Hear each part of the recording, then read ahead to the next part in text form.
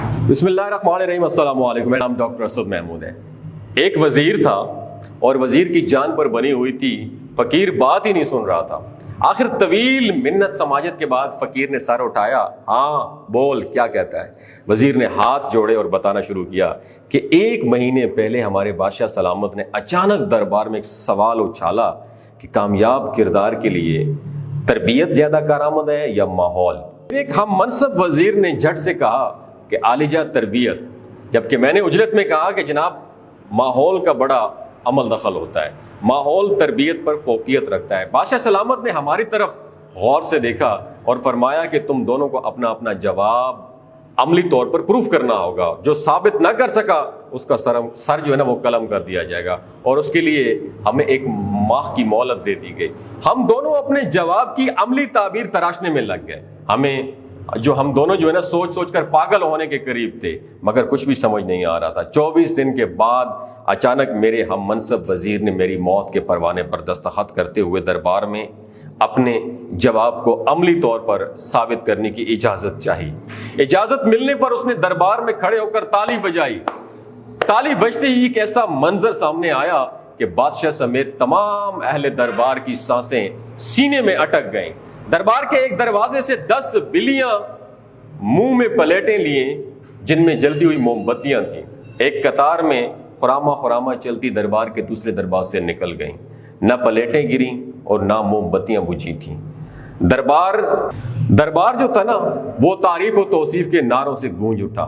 मेरे हम मनसब ने बादशाह की तरफ देखा और बोला, हजूर ये सब तरबियत ही है कि जिसने जानवर तक को इस दर्जा डिसिप्लिन का आदी बना दिया है। बादशाह ने मेरी जानिब देखा, मुझे अपनी मौत साफ नजर आ रही थी। मैं दरबार से निकल गया, तभी एक शख्स ने आपका नाम लिया कि मेरे मसले का हल सिर्फ आपके पास ही हो सकता है। मैं 2 दिन का सफर तय करने के बाद यहां पहुंचा हूं। मेरी मुकर्ररा मुद्दत में सिर्फ 4 दिन बाकी हैं। अब मेरा फैसला आपके हाथ में है। फकीर ने सर झुकाया और आहिस्ता से बोला, वापस चले जाओ और बादशाह से कहो 30वें दिन तुम भरे दरबार में माहौल की अफादियत साबित करोगे।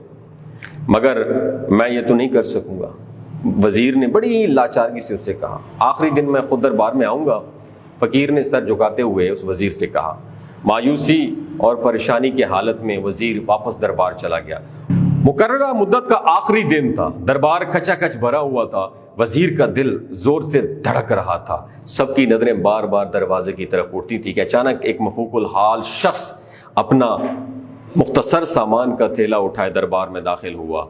बादशाह की तरफ देखा और बोला, वक्त कम है, मैंने वापस जाना है। इस वजीर से कहो कि तरबियत की अफादियत का सबूत दोबारा पेश करें। थोड़ी देर बाद दूसरे वजीर ने ताली बजाई और वही मंजर दोबारा पलटा। दरबार के दरवाजे से 10 बिल्लियां उसी कैफियत में चलती हुई सामने वाले दरवाजे की तरफ बढ़ने लगी। सारा मजमा सांस रोके ये मंजर देख रहा था। वजीर ने उम्मीद भरी निगाहों से फकीर की तरफ देखा। जब बिल्लियां ऐन दरबार के दरमियान पहुंची तो फकीर आगे बढ़ा और उनके दरमियान जाकर अपना थैला उलट दिया। थैले में से मोटे ताजे चूहे निकले और दरबार में इधर उधर भागने लगे। बिल्लियों की नजर जैसे ही चूहों पर पड़ी, उन्होंने अपने मुंह खोल दिए। प्लेटें और मोमबत्तियां दरबार में बिखर गईं। हर तरफ भगदड़ मच गई। बिल्लियां चूहों के पीछे लोगों की झोलियों में घुसने लगी।